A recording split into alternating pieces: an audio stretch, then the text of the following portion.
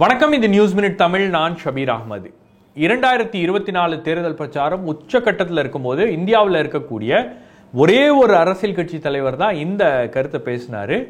மீண்டும் மோடி பிரதமராக வந்தால் அவர் செய்யக்கூடிய முதல் காரியம் உத்தரப்பிரதேஷ் சீஃப் மினிஸ்டர் யோகி ஆதித்யநாத்தை சைட்லைன் பண்ணக்கூடிய ஒரு நடவடிக்கையில ரொம்ப தீவிரமாக ஈடுபடுவார் அப்படின்ற அந்த கருத்தை டெல்லி முதலமைச்சர் அரவிந்த் கெஜ்ரிவால் தன்னுடைய தேர்தல் பிரச்சாரத்தில் முன்வைக்கிறாரு.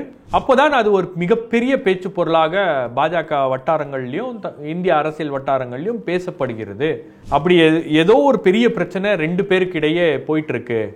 ஏன்னா மோடியை பொறுத்த வரைக்கும் மோடி அவருக்கு அடுத்தது ரொம்ப சீரியஸான சேலஞ்சராக நினைக்கிறது யோகி ஆதித்யநாத் அப்படின்றது தான் பரவலாக பாஜகவுக்குள்ள இருக்கக்கூடிய கருத்து.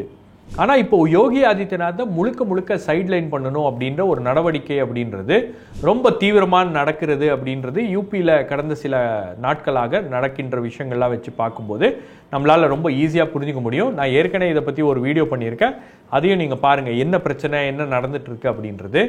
ஆனால் இப்போதைக்கு அங்கே எதுவும் பண்ண வேணாம், அவங்க பல கட்ட பேச்சுவார்த்தையெல்லாம் நடத்தியிருக்காங்க, யோகியை மாற்றணும் அப்படின்ற மாதிரிலாம் பல முயற்சிகள்லாம் நடந்திருக்கிறது. ஆனால் இப்போதைக்கு எதுவும் பண்ண வேணாம், அங்கே டிஸ்டர்ப் பண்ண வேணாம் அப்படின்ற அந்த முடிவு தான் பாஜக மேலிடம் எடுத்திருக்கிறது. அதற்கான காரணம் என்ன அப்படின்றதும் நான் சொல்கிறேன். பட் இந்த வீடியோவில் யோகிக்கு ஒரு மிகப்பெரிய செக் வச்சுருக்காங்க. அது என்ன அப்படின்றத நம்ம பார்க்க போகிறோம். இந்த வீடியோவில் போகிறதுக்கு முன்னாடி ஒரு சின்ன request and reminder. News minute Tamil, news laundry நாம் இப்போ ஒரு கம்ப்ளீட் ஆட் ஃப்ரீ பிளாட்ஃபார்ம். எந்த விதமான அரசாங்க விளம்பரமோ கார்பரேட் ஆட்ஸோ நம்பி இயங்கக்கூடிய ஊடக நிறுவனங்கள் அல்ல, முழுக்க உங்களுடைய ஆதரவோடு இயங்கக்கூடிய ஊடக நிறுவனங்கள். ஆகவே நாம் செய்யக்கூடிய இந்த வேலை உங்களுக்கு பிடித்திருந்தால் அதை தொடர வேண்டும் அப்படின்னு நீங்கள் நினச்சிங்கன்னா இந்த கியூஆர் கோட் மூலமாக உங்களுடைய ஆதரவை எங்களுக்கு தெரிவிக்கலாம். அதே போல் அந்த லிங்க்கை நான் டிஸ்கிரிப்ஷனில் கொடுக்குறேன், அதையும் கிளிக் பண்ணி உங்களுடைய ஆதரவை தெரிவிப்பீங்கன்ற நம்பிக்கையில் யோகி ஆதித்யநாத்துக்கு காத்திருக்கக்கூடிய ஒரு மிகப்பெரிய சவால்.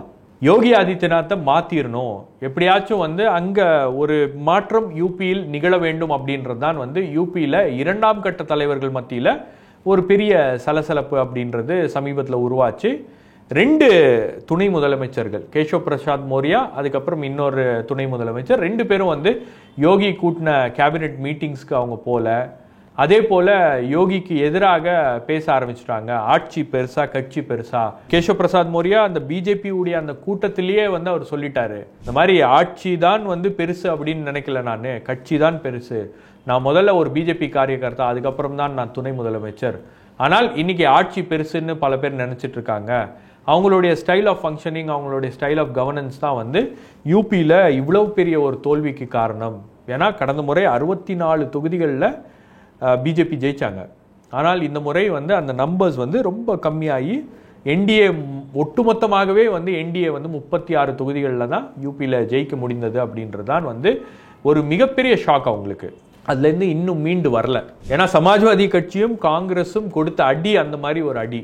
சமாஜ்வாதி கட்சியோட பெர்ஃபார்மன்ஸ் பார்த்தீங்கன்னா நீங்கள் 37 தொகுதிகளில் அவங்க ஜெயிச்சிருக்காங்க, 37 எம்பிஸ், ஆல் டைம் ஹை. இது வரைக்கும் சமாஜ்வாதி கட்சி அந்த மாதிரி ஒரு வெற்றி யூபியில் பெற்றதே கிடையாது. அந்த அளவுக்கு ஒரு பெரிய மாபெரும் வெற்றியை சமாஜ்வாதி கட்சி பெற்று இருக்கிறது அப்படின்னும் போது இவங்களால இந்துத்துவா பேசினாங்க, ராம் மந்திர் பேசினாங்க, என்னென்ன விஷயங்கள்லாம் பேச வேண்டுமோ எல்லாத்தையும் பேசினாங்க, புல்டோசர் ராஜ் இது அது எல்லாத்தையும் இவங்க பேசும்போது கூட அவங்களால ஒரு பெரிய தோல்வியை அவர்கள் சந்தித்திருக்கிறார்கள் அப்படின்னும் போது அதுலேருந்து அந்த பிஜேபி யூனிட், யூபியோடைய பிஜேபி யூனிட் வெளியே வர்றதே ரொம்ப சிரமமான ஒரு விஷயமாக இருக்கிறது. அதில் யார் பொறுப்பு அப்படின்றது தான் அவங்க ஃபிக்ஸ் பண்ணணும் அப்படின்றது தான் உள்ளுக்குள்ளே நடந்து கொண்டு இருக்கக்கூடிய பிரச்சனை. பல பேர் அது யோகி ஆதித்யநாத்துடைய தப்பு தான், அவருடைய ஆட்சி அவருடைய ஸ்டைல் ஆஃப் கவர்னன்ஸில் தான் இன்னைக்கு இவ்வளவு பிரச்சனை என்பது வந்திருக்கிறது. இஸ்லாமியர்கள்லாம் அவரை பார்த்து பயப்படுறாங்க, அதனால நமக்கு ஓட்டு போடல அப்படின்றாங்க. தலித்கள் அவர்கள் யோகி ஆதித்யநாத்துடைய அரசாங்கத்தின் மீது ஒரு அதிருப்தி என்பது இருக்கிறது. அவர் ஆர்எஸ்எஸ்காரர் கிடையாது, அவர் கோரக்நாத் மற்றுடைய தலைவராக இருக்கிறார், அவருக்கும் ஆர்எஸ்எஸ்க்கும் எந்த சம்பந்தமும் இல்லை.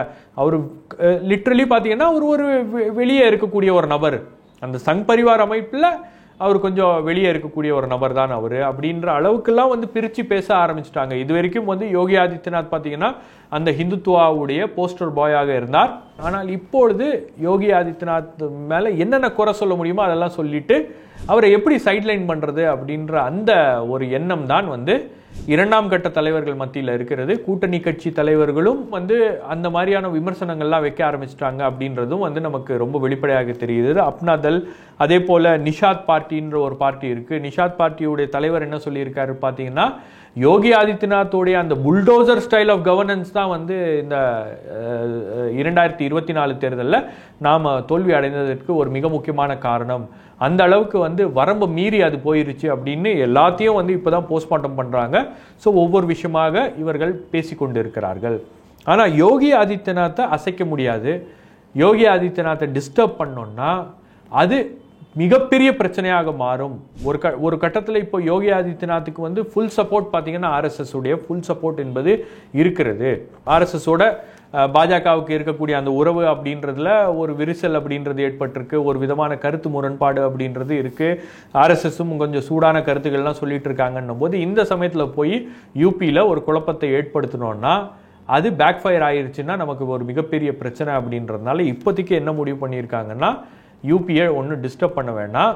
ஆனால் யோகி ஆதித்யநாத்துக்கு வைத்திருக்கக்கூடிய ஒரு மிகப்பெரிய செக் என்னன்னா, இப்போ யூபியில் இந்த மகாராஷ்டிரா, ஜார்க்கண்ட் இந்த தேர்தல் நடக்கும்போது ஒரு 10 தொகுதிகளில் இடைத்தேர்தல் என்பது நடக்க இருக்கிறது.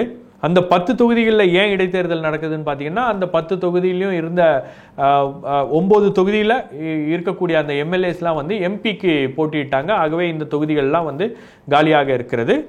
அதே போல் ஒரு தொகுதியில் வந்து ஒரு எஸ்பி எம்எல்ஏ வந்து ஒரு கரப்ஷன் கேஸில் கன்விக்ட் ஆனதுனால அந்த தொகுதியில் இப்போ வேகன்சி அப்படின்றது உருவாகி இருக்கு. ஆகவே இந்த 10 தொகுதிகள் தான் வந்து இப்போ யோகி ஆதித்யநாத்துக்கு ஒரு மிக முக்கியமான சவாலாக மாறி இருக்கிறது.